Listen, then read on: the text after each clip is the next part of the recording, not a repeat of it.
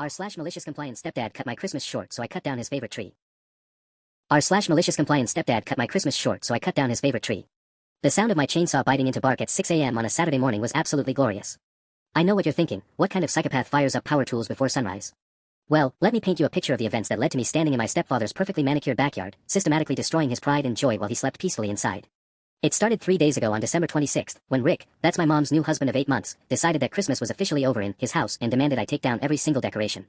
Not just the tree, not just the lights, but every ornament, every bit of garland, every candy cane my little sister Emma had carefully hung around the house. Christmas is one day, he announced, standing in our living room like some kind of holiday dictator. Not a season.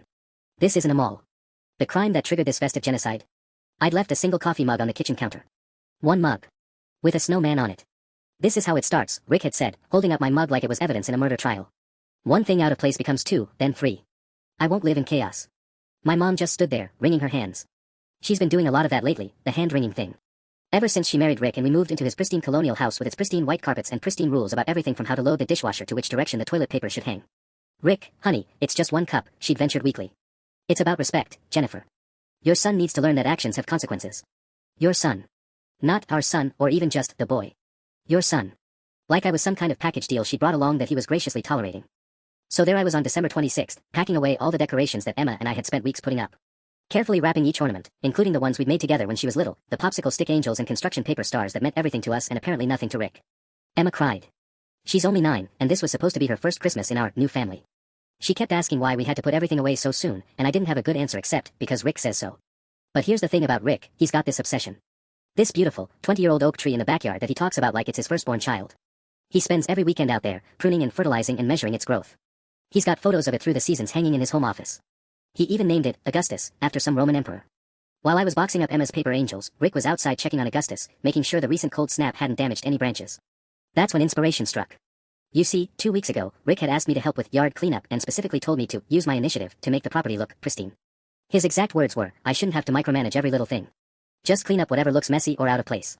Well, standing there at 5:45 a.m. with a borrowed chainsaw from our neighbor's garage, Augustus was looking pretty out of place to me. Messy, even. All those sprawling branches disrupting the clean lines of Rick's perfect lawn. Time for some yard cleanup. The first cut was tentative. Just a small branch. But as I heard Rick's bedroom window slide open above me, I knew there was no going back. What the hell are you doing? I looked up and smiled. Oh hey Rick. I called up cheerfully, revving the chainsaw once more for emphasis. Just doing some yard cleanup like you asked. Augustus here was looking pretty messy with all these branches everywhere. Rick's face went through about 5 different shades of red before settling on a color I'd never seen on a human being before. Put that down right now. But you said to use my initiative. I shouted back over the rumble of the engine. You said you didn't want to micromanage every little thing. I'm just following your instructions about making the property look pristine. I could see him frantically trying to open the window wider, probably calculating if he could jump down without breaking something. Behind him, my mom appeared, her hair in curlers and her face pale with panic. Stop. That tree is worth more than your college fund. Funny thing about that, what college fund? The one that got redirected into Rick's home renovation projects. But I didn't say that. Instead, I gave him a thumbs up and made another cut. The branch crashed down onto his prize-winning begonias. That's when Rick disappeared from the window, and I knew I had maybe 30 seconds before he came charging out the back door. But here's what Rick didn't know about me. I'd been on my high school's track team before we moved here. Before he decided that after-school activities were unnecessary expenses and I should focus on more practical pursuits like helping him organize his tool shed. I was fast, and more importantly, I was motivated. The back door slammed open just as I was lining up my next cut, a big one, right at the base of Augustus's trunk. Rick came tearing across the lawn in his bathrobe and slippers, moving faster than I'd ever seen him move, including that time he thought someone was breaking into his precious 2-car garage. If you make that cut, you're out of this house, he screamed.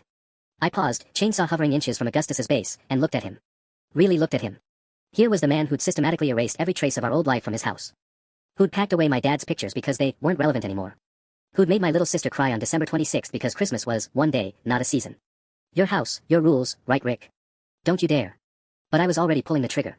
The chainsaw roared to life, biting deep into the ancient bark. Augustus shuddered, 20 years of careful growth about to become a very expensive pile of firewood. That's when I heard the sirens. Rick had called the cops. Of course he had. Probably told them I was having some kind of breakdown, destroying property, maybe even dangerous. I could already picture him playing the concerned stepfather, worried about his troubled teenage stepson who clearly needed professional help. The chainsaw felt heavier in my hands as the red and blue lights began flashing through the morning darkness. This was escalating way beyond a simple act of malicious compliance. But Augustus was already half cut through, swaying ominously in the dawn breeze. My mom was crying now, standing in the doorway in her robe, and Emma's little face appeared at her upstairs bedroom window, eyes wide with confusion and fear. What had started as revenge was turning into something much bigger, much more destructive than I'd planned. But Augustus was past the point of no return, and frankly, so was I. The police cruiser pulled into the driveway just as Augustus gave his final groan and crashed down across Rick's perfect lawn, taking out the decorative lamppost and crushing his imported Japanese garden stones. Officer Martinez stepped out of the car, hand resting on her radio, surveying the scene like she was trying to solve a puzzle. Destroyed tree, hysterical man in a bathrobe, teenager holding a chainsaw, and what looked like several $1,000s worth of landscaping damage scattered across the yard. Everyone just stay calm, she called out, walking slowly toward us. Son, I need you to put that chainsaw down. I set it on the ground and stepped back, hands raised. My heart was hammering so hard I could feel it in my throat. This had gone way further than I'd intended, but seeing Rick's devastated face as he stared at Augustus's massive trunk, I couldn't bring myself to regret it. Officer, this boy has destroyed my property. Rick was practically vibrating with rage. That tree was worth $15,000. I have receipts, documentation, I've been nurturing it for 20 years. Officer Martinez looked from Rick to me, then at the chainsaw, then at the destruction. What's your side of this, son? I was doing yard work, I said, surprised by how steady my voice sounded. Rick asked me to clean up anything that looked messy or out of place. He specifically said to use my initiative and not wait for him to micromanage every little thing. Rick's face went purple. That's not what I meant and you know it. But it is what you said. I pulled out my phone. Actually, I recorded it. You know, for clarification purposes. Since you're always telling me I don't listen properly. I hadn't actually recorded anything, but Rick didn't know that. The bluff worked, his mouth opened and closed like a fish as he tried to figure out if I was serious. Officer Martinez. My mom finally found her voice, stepping carefully across the debris field that used to be Rick's backyard paradise. Perhaps we could discuss this inside.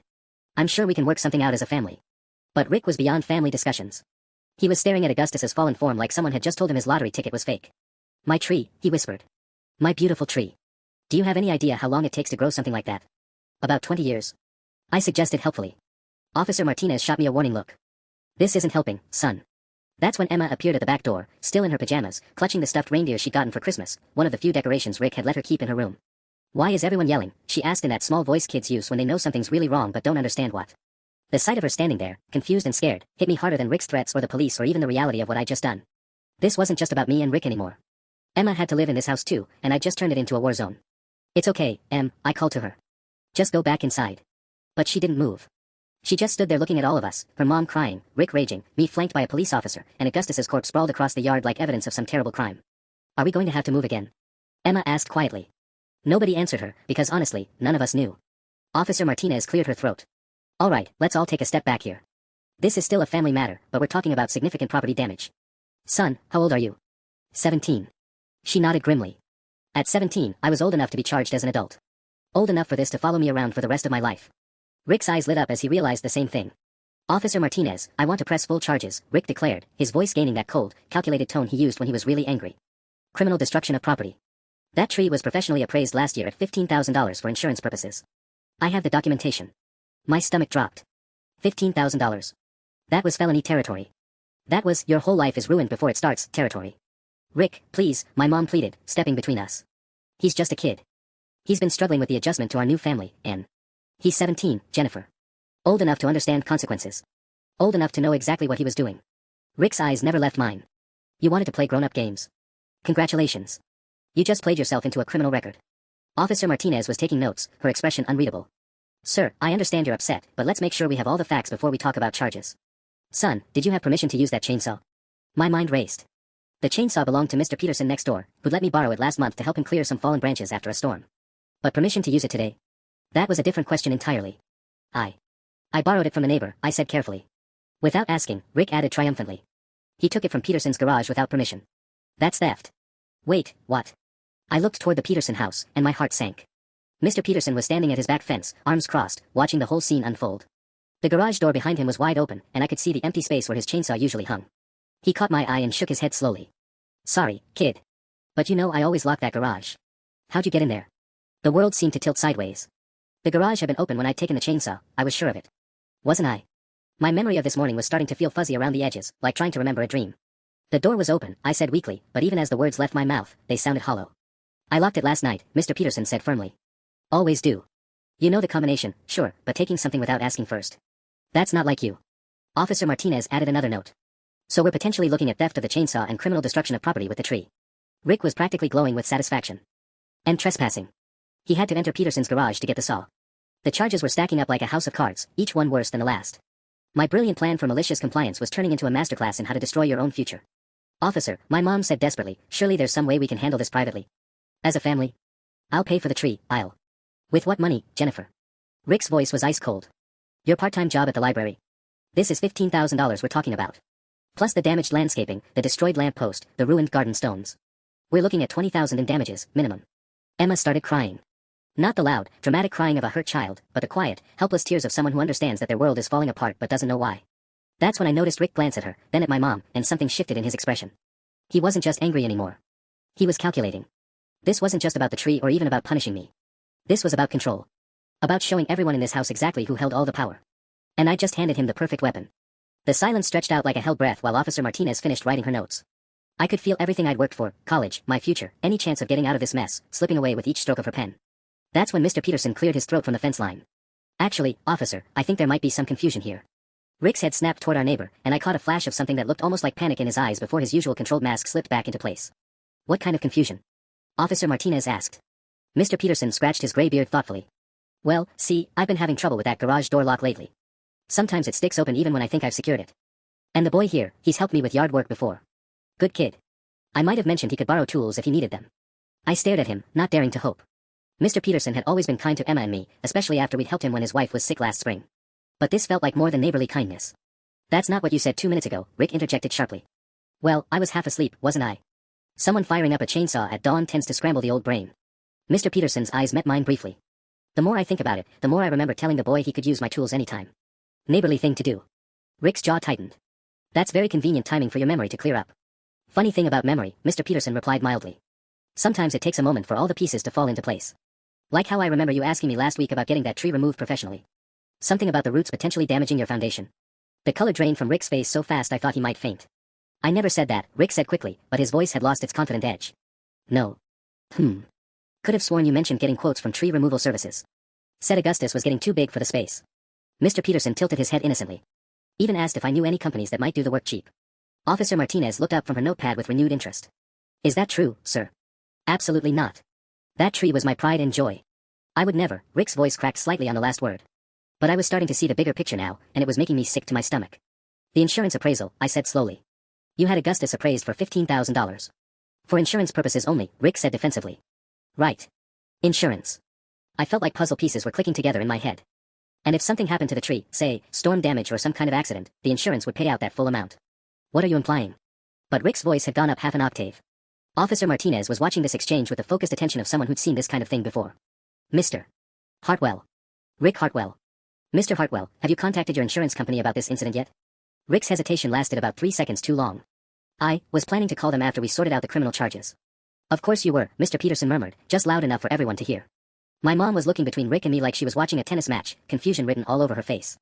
But Emma had stopped crying and was paying attention with that sharp focus kids have when they sense adult secrets being exposed. Mom, I said quietly, when did Rick ask me to do yard cleanup? Do you remember exactly what he said? She frowned, thinking. It was right after you packed up the Christmas decorations. He said something about. Her eyes widened slightly. He said something about making the whole property look different. Fresh start. Fresh start. The words hung in the morning air like smoke. Officer Martinez flipped to a new page in her notepad. Mr. Hartwell, I think we need to have a longer conversation about this situation. And I'm going to need to see that insurance policy. The look on Rick's face when Officer Martinez asked to see the insurance policy was worth every second of terror I'd felt over the past hour. It was the expression of a man who just realized his carefully constructed plan was unraveling faster than he could damage control it. I don't see how my insurance policy is relevant to this vandalism case, Rick said, but his voice had that tight quality people get when they're trying too hard to sound reasonable. Humor me, Officer Martinez replied dryly. In cases involving high-value property damage, we like to get a complete picture. While Rick reluctantly headed inside to fetch his paperwork, Mr. Peterson wandered over to examine Augustus's remains more closely. He crouched down near the base of the trunk, running his weathered hands over the cut surface. Interesting, he murmured, loud enough for Officer Martinez to hear. This tree's been diseased for months. See these dark streaks through the heartwood? That's oak wilt. Been spreading through the neighborhood all summer. My stomach lurched. Diseased? Oh yeah. I mentioned it to your stepfather back in July when I noticed the early symptoms. Told him he'd need to have it removed before it infected other trees in the area. Mr. Peterson stood up, brushing sawdust off his hands. City's been sending notices about mandatory removal of infected oaks. Hefty fines if you don't comply. Officer Martinez was writing furiously now. And Mr. Hartwell's response? Said he'd handle it. That was 3 months ago. Mr. Peterson shook his head. Disease has probably killed the tree's value completely by now. Shame, really. I felt like I was watching Rick's master plan collapse in real time, but instead of satisfaction, a cold dread was settling in my chest. If the tree was worthless anyway, if Rick had been planning to remove it, then what was this whole performance about? Mom had gone very quiet, standing in the middle of the destroyed garden with her arms wrapped around herself. Emma had crept closer to her, still clutching her stuffed reindeer. Mom. Emma's voice was small. Are we in trouble? Before Mom could answer, Rick emerged from the house with a folder of documents, his jaw set in that stubborn line I'd learned to recognize as his "I'm right and everyone else is wrong" expression. "Here's the policy," he announced, thrusting the papers at Officer Martinez. "As you can see, the tree is clearly covered for its full appraised value." Officer Martinez scanned the documents, her eyebrows rising slightly. "This is interesting, Mr. Hartwell. Your policy shows you've been paying premiums on this tree for its full $15,000 value, but there's a note here about a city inspection requirement that was due 6 weeks ago." Rick's face went carefully blank. "What inspection requirement?" "Says here that due to the oak wilt outbreak in this area, the city required all oak trees over a certain age to be inspected for disease.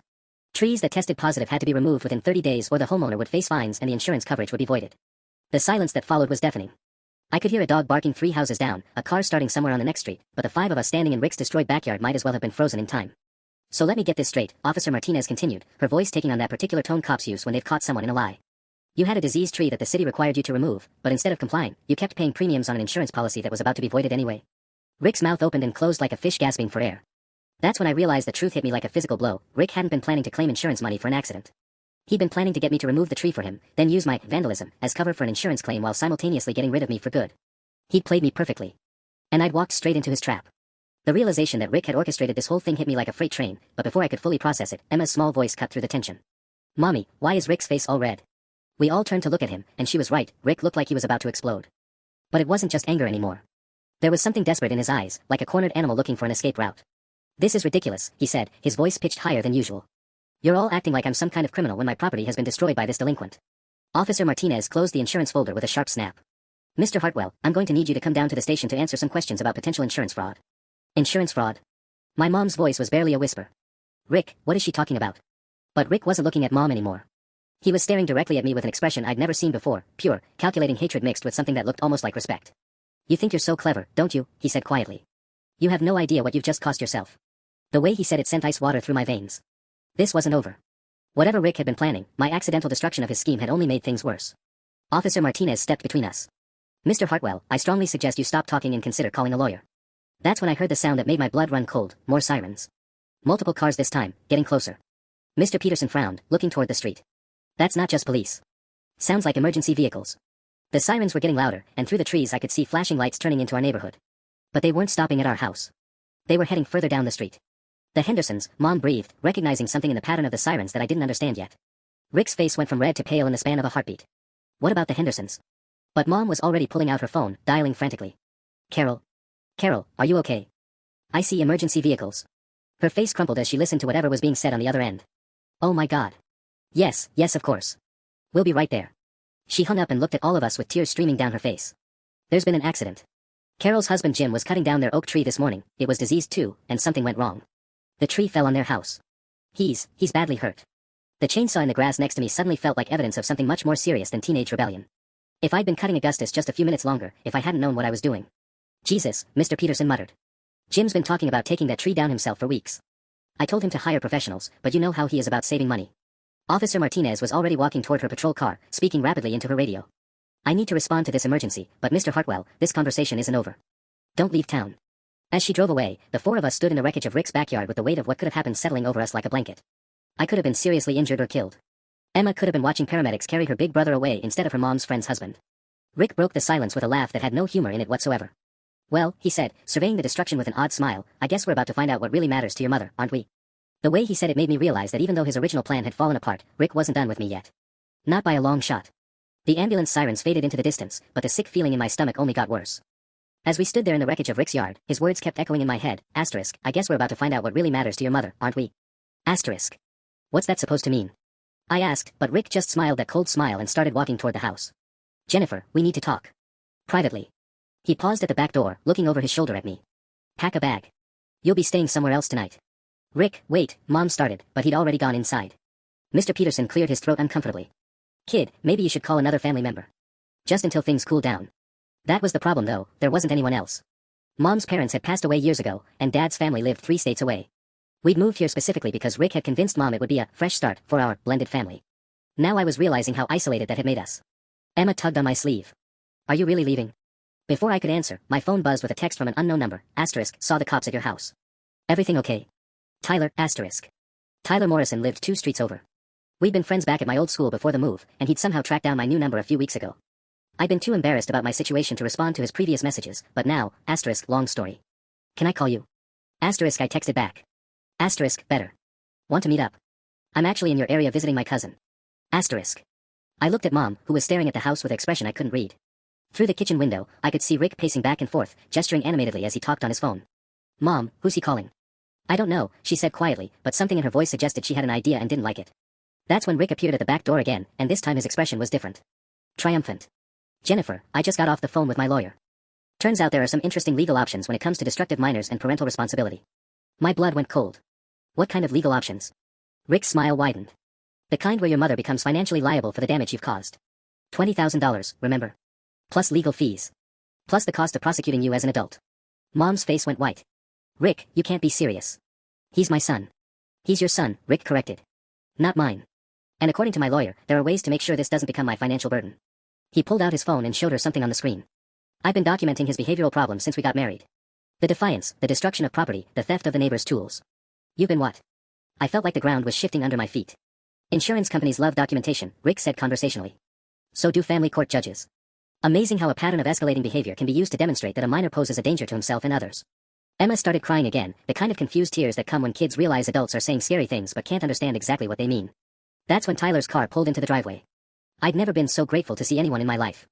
Tyler got out of his beat-up Honda and took in the scene, the destroyed tree, the debris everywhere, Emma crying, Mom looking shell-shocked, and Rick standing there like he'd just won the lottery. Dude, Tyler said slowly, what the hell happened here?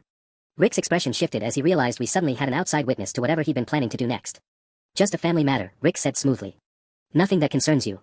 But Tyler wasn't backing down. Actually, it concerns me a lot. This is my friend. He looked directly at me. You okay, man? You look like you've seen a ghost. That's when I realized Rick had made a crucial mistake.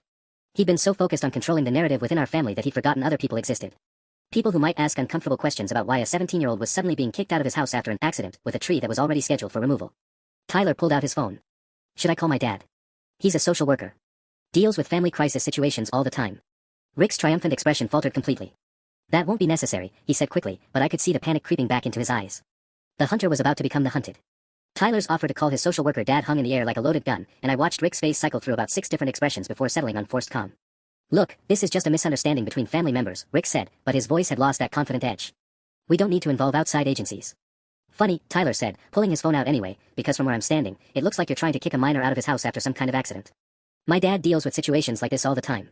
That's when I heard another car door slam in the driveway. Through the side gate, I could see Carol Henderson rushing toward our backyard, her face streaked with tears and her clothes covered in sawdust. Jennifer, she called out, barely glancing at the destroyed oak tree. Thank God you're here. I need to ask you something about Rick. The way she said his name made everyone go quiet. Even Emma stopped crying. Carol, how's Jim? Mom rushed toward her friend, but Carol held up a hand. He's stable, but that's not why I'm here. Carol's eyes found Rick, and her expression hardened. The paramedics found something interesting when they were treating Jim. He had this text message on his phone from this morning.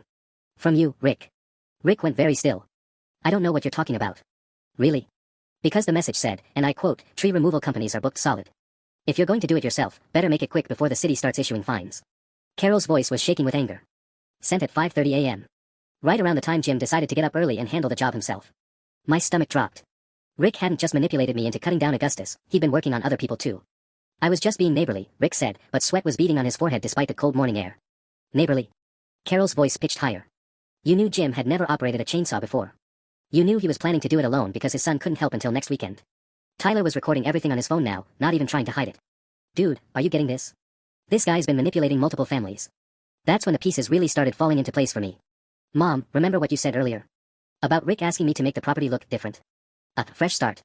Mom nodded slowly, her face pale. And Mr. Peterson heard him asking about tree removal services that would work cheap.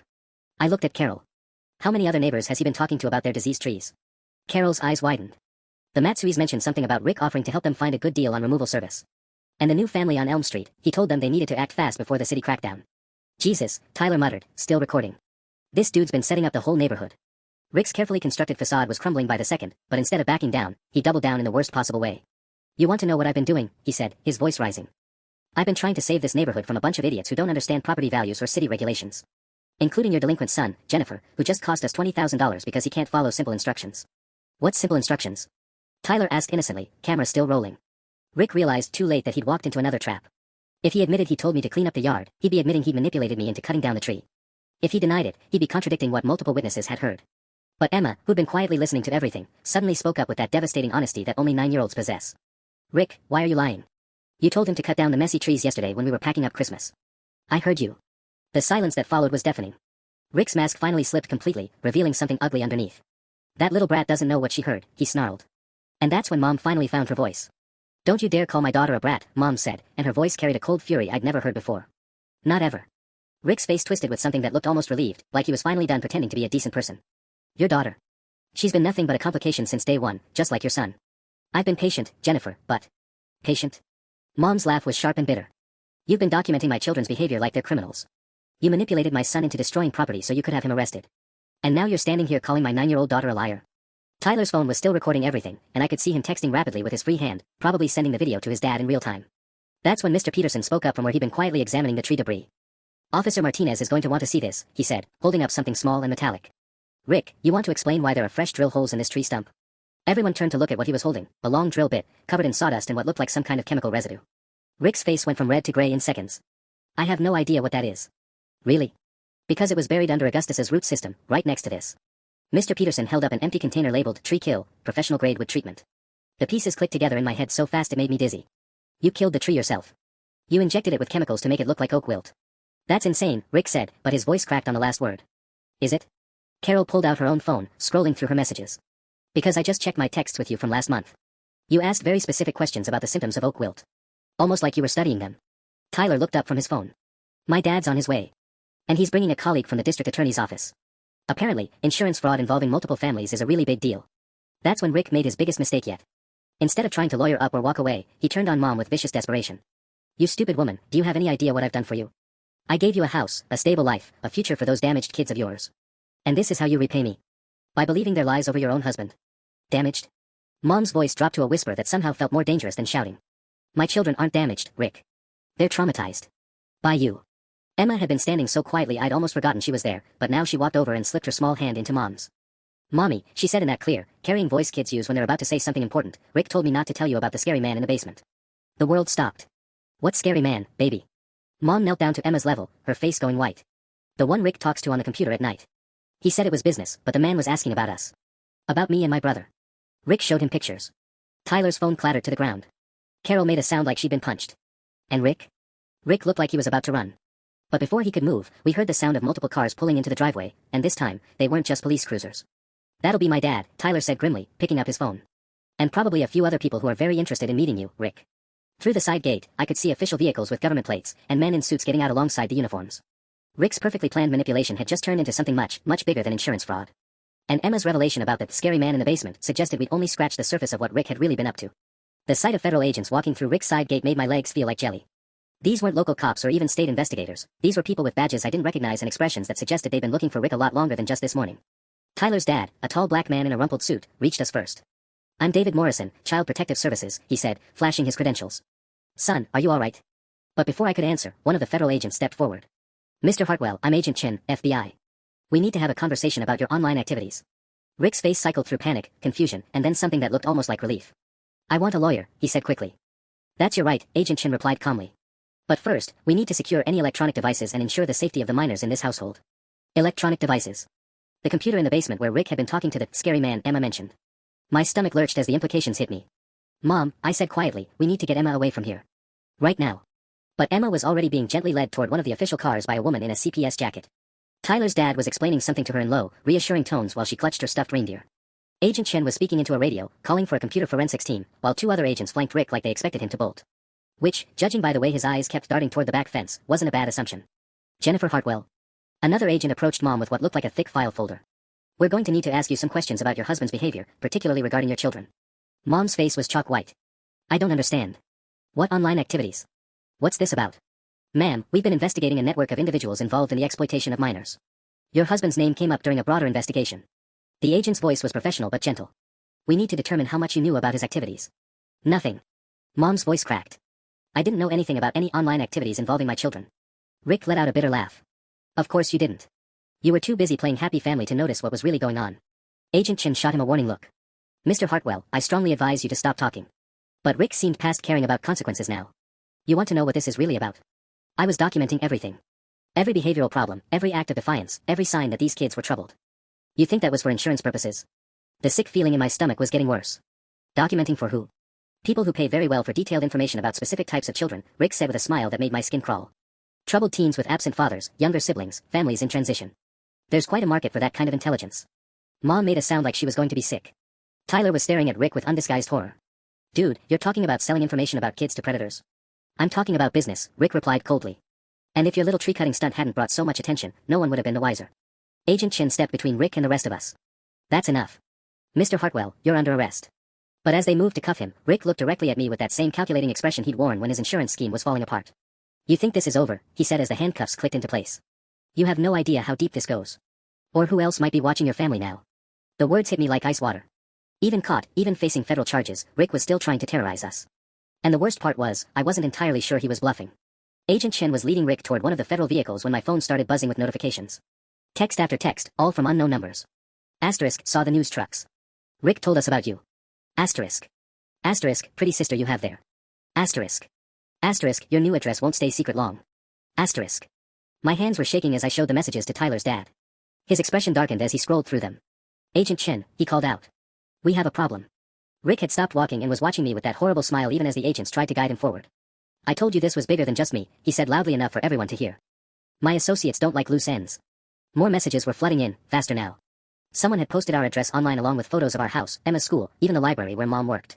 The photos were timestamped from weeks ago. Rick had been sharing information about us for months. How many people are we talking about? Agent Chin demanded, hauling Rick back toward us. Enough, Rick said with satisfaction. And they know everything about this family now.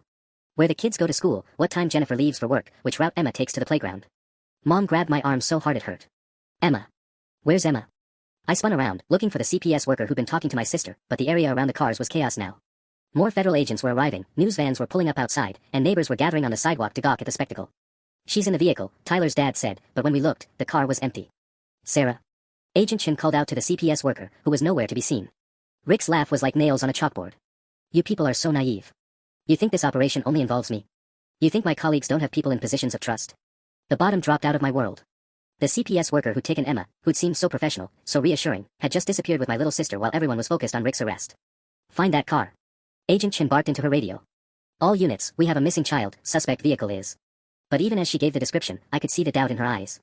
If Rick's network had people inside Child Protective Services, then the official response might already be compromised. Tyler grabbed my shoulder. My dad's not the only social worker here. Sarah, whoever she was, isn't on his team. My phone buzzed again, asterisk, 1 hour. Come alone to the address we're texting, or your sister disappears permanently. No cops, no federal agents, no family. Just you. Asterisk. I showed the message to Agent Chen, who immediately started coordinating with her team. But Rick was still talking, still needling us with information designed to maximize our panic. They've been planning this contingency for weeks, he said conversationally. Ever since my neighbors started asking too many questions about tree removal services. Emma's probably already at the secondary location by now. What secondary location? Mom demanded, tears streaming down her face. The kind of place where curious little girls learn to stop asking inconvenient questions, Rick replied. Agent Chen looked like she wanted to punch him. If anything happens to that child, your cooperation deal is off the table. What cooperation deal? Rick laughed. You think I'm worried about federal prison? My associates take care of their own, but only if I stay quiet. Talking gets my throat cut in the first week. The address came through on my phone, an industrial park 20 minutes away. The kind of place with vacant warehouses and no security cameras. It's a trap, Tyler said, reading over my shoulder. They want you there so they have leverage over your mom. He was probably right, but as I stared at the address, I knew it didn't matter. Emma was out there somewhere, scared and confused, taken by people who'd been planning this for months. And Rick's satisfied expression told me that even from the back of a federal car, he was still winning. My phone buzzed with another message, asterisk, 45 minutes now. We're watching the federal response. Every cop car that follows you means another hour your sister waits. Asterisk. Agent Chen was coordinating what looked like a small army of law enforcement, but I could see the problem. How do you rescue a kidnapped child when the kidnappers have been watching your every move for months and have people on the inside? I have to go, I said quietly to Tyler. Like hell you do. Tyler's dad overheard and stepped closer. Son, this is exactly what they want. You disappear too, and your mother loses both her children. But Mom was already shaking her head, that determined look in her eyes that I'd seen when she'd finally stood up to Rick. No. We're not playing their game anymore. She turned to Agent Chen. What do you need from me to find my daughter? Ma'am, we have protocols for situations like this. The best thing you can do is let us handle. Your protocols just let a fake social worker walk away with my 9-year-old, Mom interrupted, her voice sharp with anger I'd never heard before. So maybe we need to try something else. That's when Mr. Peterson, who'd been quietly talking to some of the other neighbors, walked over with his phone in his hand. Might be nothing, he said, but Carol's been tracking news about the Oak Wilt situation on the neighborhood Facebook page. She says there's been someone posting detailed questions about family schedules and security systems for weeks. Always claiming to be from tree service companies doing estimates. Agent Chen took his phone and scrolled through the posts. Her expression darkened. These aren't random questions. Someone's been doing surveillance reconnaissance through social media. Gets worse, Mr. Peterson continued. Carol checked the profiles of people who responded to those posts with their personal information. 3 families besides yours. All with children between 8 and 15. All dealing with recent family changes, divorce, remarriage, death of a parent. The scope of what Rick had been part of was becoming clearer, and it made me sick. This wasn't just about Emma and me, there were other families who'd been targeted, other kids who might be in danger. My phone buzzed, *, 30 minutes. Your federal friends are making this complicated. We're moving to Plan B. *. What's Plan B? I showed the message to Agent Chen. Her radio crackled with an urgent voice. Control, we've got reports of suspicious activity at Roosevelt Elementary. Unmarked van in the pickup zone, driver taking photos of children. Roosevelt Elementary. That wasn't Emma's school, she went to Maple Grove. But Roosevelt was where the Matsui kids went, and their family had been one of the ones asking Rick about tree removal. They're not just targeting Emma, I realized aloud. They're going after multiple kids as backup. Agent Chen was already coordinating response teams to the school, but I could see the strain on her face. Rick's network had planned for law enforcement response and was forcing them to spread their resources thin. That's when Tyler did something that probably saved everything. What if we don't play defense, he said, pulling up something on his phone. What if we go after them first? He showed us a screenshot of a social media conversation where someone with Rick's writing style was discussing inventory management and client preferences with several other accounts. I've been screenshotting everything since my dad taught me about online predators, Tyler explained. And this conversation from last week? It mentioned specific locations where they've been storing merchandise temporarily. Agent Chen grabbed Tyler's phone. How did you access this? Rick's not smart about privacy settings. His posts are visible to friends of friends, and he accepted my friend request months ago when I was trying to stay in touch with my buddy here. One of the locations Tyler had captured was less than 10 minutes away, an abandoned furniture warehouse that had been empty since the economic downturn. My phone buzzed again, *, time's up. Your sister says hello. *. Attached was a photo of Emma, tears on her face, sitting in what looked like the back of a van. But Tyler was zooming in on the background of the image. Look at that window reflection. See the sign. That's the furniture warehouse. Agent Chen was already calling for tactical teams to surround the building, but I knew they were running out of time. And Rick, still sitting in the federal car with that satisfied smile, clearly knew something the rest of us didn't. There's something else, he called out. Something my associates made very clear. The moment law enforcement enters that building, Emma stops being a hostage and becomes evidence that needs to be disposed of. The cold reality hit all of us at the same time. They'd walked into a trap, but we'd walked into a bigger one. The standoff felt like it lasted hours, but according to my phone, only 12 minutes had passed since Rick dropped his bombshell about Emma becoming evidence. Agent Chen was coordinating with tactical teams through her earpiece, but I could see the frustration building in her expression with each passing second. They've got eyes on the warehouse, she reported quietly to Mom and me. But the building has multiple exit points, and thermal imaging shows at least 4 adults inside with what appears to be a child. My phone buzzed with another message, this one just a video clip. Emma, still crying, but now I could hear her voice, please come get me.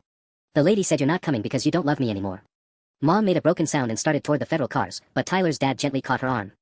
Mrs. Hartwell, that's exactly what they want. You charging in emotionally compromised. That's my baby, Mom whispered, but she stopped struggling. Rick's voice carried across the yard from where he sat cuffed in the back of the patrol car. Jennifer, you should know, my associates have a very specific timeline for these operations. Once they have what they need from Emma, she becomes a liability. Agent Chen walked over and leaned down to Rick's window. What exactly do they need from her? Rick's smile was pure poison. Information. About her brother's new friends, her mother's work schedule, which neighbors pay attention to unusual activities. Children are remarkably observant when you ask the right questions. Tyler grabbed my arm. Dude, they're not just kidnapping kids. They're using them to scout for more targets. The scope of this thing kept getting worse.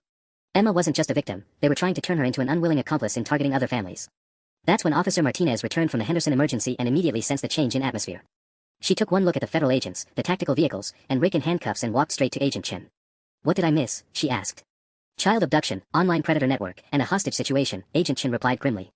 Your local suspect was apparently part of something much bigger. Officer Martinez looked at Rick with disgust, then at Mom with sympathy. But when her eyes landed on me, her expression shifted to something I couldn't quite read. Son, you're the one who cut down the tree, right? Started this whole chain of events. I nodded, not sure where she was going with this. Good, she said firmly. Because if you hadn't forced this situation into the open today, these people would have had months more to plan and execute whatever they were building toward. She was right, but it didn't make me feel any better about Emma being in danger. My phone rang, an actual call this time, not a text. Unknown number. Agent Chen nodded for me to answer but gestured for me to put it on speaker. Hello. Is this Emma's big brother? The voice was female, middle-aged, trying to sound friendly. Probably the fake CPS worker. Where is she? She's safe, honey. Just scared. But we can fix that real quick if you do exactly what we tell you. What do you want? Simple trade. You come to the address we sent, alone, and we'll send Emma home. You don't show up, or you bring law enforcement, and we disappear. Permanently. Agent Chen was shaking her head frantically, but the woman on the phone wasn't done. Oh, and just so you know we're serious, we've got 2 other children from your neighborhood already. The Morrison boy didn't come home from his cousin's house this afternoon, did he? Tyler's face went white. That's impossible. I just texted my cousin 20 minutes ago. His phone buzzed with a message from his cousin's number, *, sorry Tyler. They made me give them your info. They have us both now. Asterisk. Rick's network had just doubled their leverage, and we were running out of time. The realization that Tyler's cousin was also missing hit like a physical blow, but it also clarified everything for me. This wasn't about negotiating anymore. Rick's network had escalated to the point where they were grabbing multiple kids, which meant they were getting desperate. Agent Chen, I said quietly, what if we give them exactly what they're asking for? Absolutely not. We don't trade civilians for hostages. No, I mean what if we give them me, but not the way they're expecting. Tyler caught on first. The warehouse has security cameras, right? Old ones, but functional. Agent Chen frowned. According to the building specs, yes. Why? I pulled out my phone and showed her the video editing app I downloaded months ago when I was trying to make a movie for Emma's birthday. What if they think I'm coming alone, but I'm actually just a distraction? Son, this isn't a movie. These people are dangerous. So was Rick, and we figured out how to beat him by using his own plan against him. I looked at the destroyed tree, then at Mom. He wanted me to cut down Augustus so he could frame me and collect insurance money. Instead, cutting down the tree exposed his whole operation. Mom's eyes were red from crying, but she was listening intently. They want me at that warehouse because they think I'm just a scared kid who'll do anything to save his sister. But what if I'm not just a scared kid anymore? Officer Martinez stepped closer. What are you thinking? Rick made one crucial mistake through this whole thing. He underestimated what people will do to protect their families. I gestured toward Mr. Peterson, who was still documenting evidence, and Carol, who was coordinating with neighbors to account for all the local children. He thought he could isolate us and manipulate us, but instead he brought everyone together. Agent Chen was already seeing where I was going. You want to walk into that warehouse while tactical teams are getting into position. I want to walk into that warehouse with a live video feed going to every parent in this neighborhood, every federal agent on your team, and every social media platform that can spread this faster than they can shut it down. Tyler was already pulling up live stream apps. Dude, if we broadcast this, they can't just disappear the evidence. Too many people watching in real time. The fake CPS worker called back. Time's up. Are you coming or not? I looked at Mom, who nodded slowly. At Agent Chen, who was coordinating with her tactical team. At Tyler, who had his phone ready to document everything. I'm coming, I told the phone. But you should know, you picked the wrong family to mess with. 20 minutes later, I walked into that warehouse with Tyler's live stream broadcasting to over 3,000 viewers and federal agents positioned at every exit. The kidnappers had Emma, Tyler's cousin Jake, and 2 other neighborhood kids zip-tied in the back corner, but they'd made the same mistake Rick had been making all along. They'd assumed they were the only ones with a plan. When the tactical team breached the building, the whole thing was over in less than 2 minutes. The live stream captured everything, the rescue, the arrests, and Emma running into Mom's arms in the parking lot afterward. 6 months later, Rick and 14 members of his network were facing federal charges. The insurance company paid to restore our yard, though we planted flowers instead of another tree. And Emma started taking martial arts classes, because as she put it, I want to be ready if any more scary people try to take me. Most importantly, Mom started making decisions based on what was best for Emma and me, not what would keep the peace with someone else. Turns out cutting down Rick's tree was the best thing I ever did, not because of the malicious compliance, but because it finally brought down a predator who'd been hiding in plain sight. Sometimes the best revenge is just refusing to stay quiet.